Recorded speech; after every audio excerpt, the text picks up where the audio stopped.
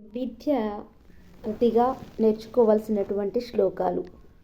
సత్యానుసారిణి లక్ష్మి, కీర్తిధర్మానుసారిణి, అభ్యసానుసారిణి విద్య, బుద్ధికర్మానుసారిణి. సత్యాన్ని అనుసరించి ధనము, కీర్తిని అనుసరించి ధర్మము, ధర్మాన్ని అనుసరించి కీర్తి, అభ్యసనం వలన విద్య, ఆలోచన వల్ల కర్మ, బుద్ధిని బట్టి కర్మ ప్రాప్తిస్తాయి. కాబట్టి నిరంతర అభ్యసనంతో చదువుని సాధించవచ్చు. సత్యాన్ని మాట్లాడడం వలన లక్ష్మిని, ధనాన్ని పొందుతారు. ఇక ధర్మంగా వ్యవహరించటం వలన కీర్తిని సంపాదించగలుగుతారు.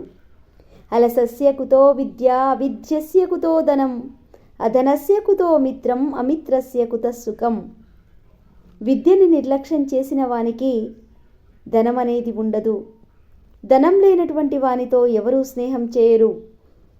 మంచి స్నేహితుడు లేకపోతే జీవితంలో సుఖం ఉండదని ఈ శ్లోకానికి అర్థము.